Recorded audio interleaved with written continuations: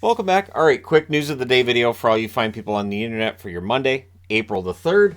Starting off with the 3 stars of the week. Andrei Vasilevsky, and I said this last week because, yeah, it's been something to watch. He's back. Vasilevsky is back in a big way. He stopped 99 out of 100 shots. Number 1 star of the week. I don't think anybody's going to argue with that. Absolutely remarkable, and it's funny how when your goaltender's standing on his head, it makes your team look good. It does. It makes your team look like they're maybe playing better than they are.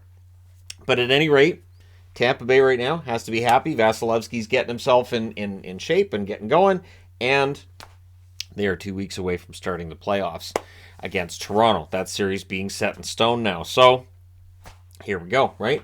Draisaitl was the 2nd star this week. 5 goals, 3 assists for 8 points in 4 games for him.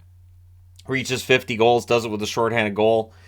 Scored a power play goal in that game as well. Really, Draisaitl can be in numerous ways, and it will be fun to watch the Oilers in the playoffs this year and see if they can take that next step after going pretty far last year in the playoffs. And 3rd star, David Pastrnak. To me, the MVP for the Boston Bruins. I mean, Ullmark could be in the conversation and a couple others, but to me, it's Pasta.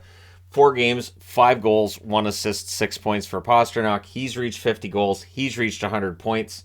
A lot of points and a lot of goals being put up, and it's reminding me how much fun it is in the NHL when we do have high goals and high point scorers like that.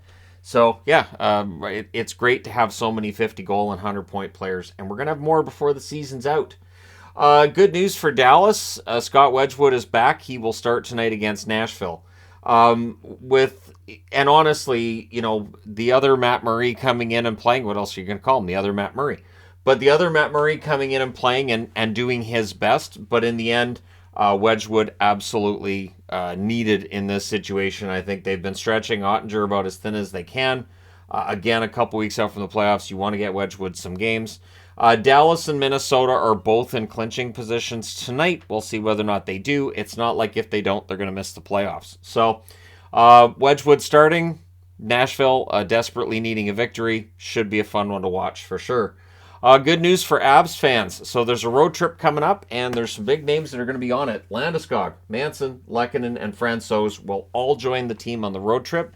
There's no word yet on which players could play, but the fact that those 4 names are on the board means at least one of them should be coming back, probably 2. And again, with Landeskog, there was some debate about whether or not he was going to return. How bad is this injury? Like, could it be career-threatening? Like, there's been that discussion out there at points. And so it's great to see these 4 players being on the road with the team. Manson would be greatly appreciated being back in the lineup. And again, Lehkonen, you need a key goal. Arturi Lehkonen's your guy if you're a Colorado Avalanche fan. So it's a 4-game road trip. We'll see how many of them end up being back in the lineup. So with the video I did this morning on teams that are outside of the playoffs and inside and which ones might make it, there was a comment made of, hey, Buffalo's 6 points back of the Islanders. They have 3 games in hand. True, but I want to talk about Buffalo. So they're 5-3-2 in their last 10. They're 5 points behind the Penguins. They have 2 games in hand on the Penguins. So if they win both, they're still a point back. If they win all 3 games in hand on the Islanders, they still have a problem. The regulation wins, they have 28. That's your tiebreaker. The Islanders have 33. So even if they win all 3, that's 31. They would still lose the tiebreaker to the Islanders. Pittsburgh has 29. So Pittsburgh is vulnerable. Pittsburgh has fewer regulation wins than both Florida and Buffalo. But for Buffalo, their upcoming schedule, not that easy. Now, tomorrow there's a big game at Florida. Tage Thompson could come back and play tomorrow in that game. That would be a huge return for them. Then they're at Detroit. Detroit, that's a winnable game, right? Depending on which Detroit team shows up, right? Then they're at home against Carolina before they go on the road to play the Rangers and New Jersey. So Carolina coming into town, they don't have a great home record. We'll talk about that in a second.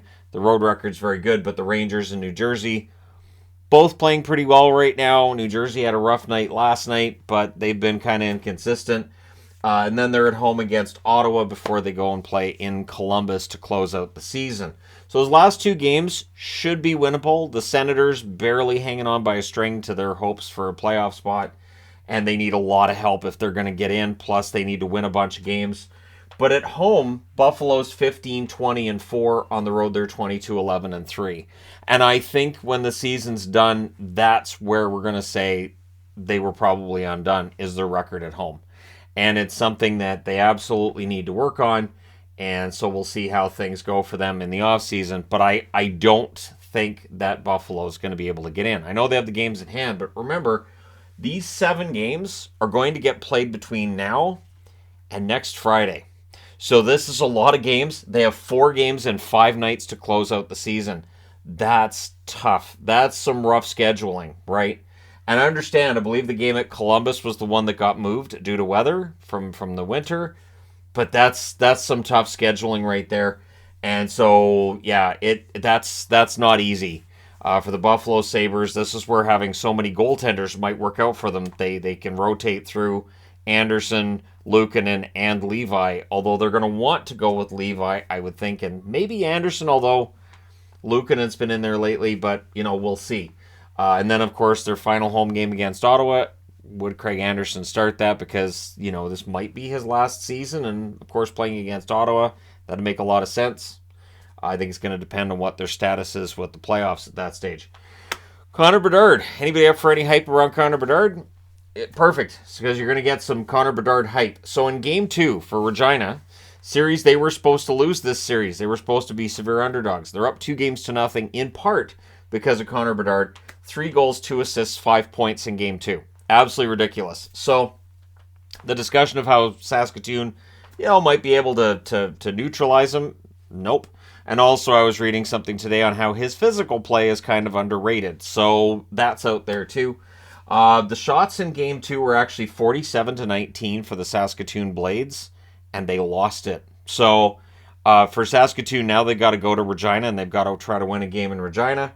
And again, just Bedard's been ridiculous. Player of the month of March in the WHL in 13 games, including both the regular season and the playoffs. 19 goals, 13 assists, 32 points. And I'm watching him and talking about him in part because there are those who say, hey, there's too much hype around the guy and he's not going to be that good.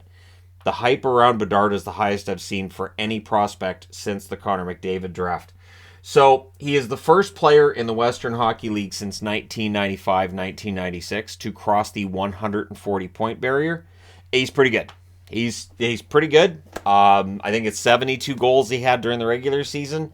Yeah. And, the reports from NHL players and just in general people saying he would be a 30-goal scorer in the NHL this year. And so, should be able to hit the ground running. I'm aware that phrase doesn't necessarily work, but it's one we've used for a long time. But yeah, he should be able to hit the ground running at the NHL level. And it's why fans and teams were all watching the lottery standings so intently, because he could transform a franchise. Although I also saw an article over the last couple of days on how the top 5 in this draft could transform the franchises they go to if those franchises cultivate those prospects properly and make the right moves around them. But this is quite the draft. I will get into more draft prospects and their potential standing once the regular season's done and we start looking forward to the draft. And half of the fan bases in the NHL won't have a team to cheer for necessarily, unless you're like me and you got multiple teams to cheer for. But yeah, I know, fair weather fan and all that. But at any rate, that's when I'll start doing the prospect profiles. But let me know your thoughts in the comment section below, as always. Don't forget to hit like and subscribe if you're browsing your way through, you just happened upon this video.